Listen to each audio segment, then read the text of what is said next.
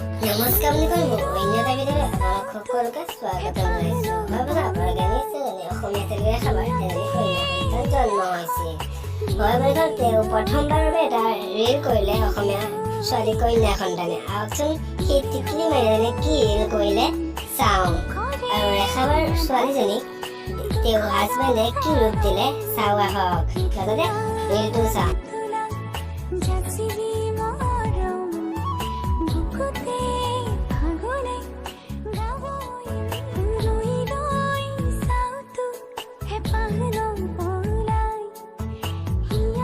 Video' চাই কেনে বনাই তলত কমেণ্ট কৰিবলৈ একদম নাপাহৰিব, আৰু দেউতাকে দিয়া ৰূপটো কি বনাই পেলালে ছোৱালীজনীক চাওঁ আহক।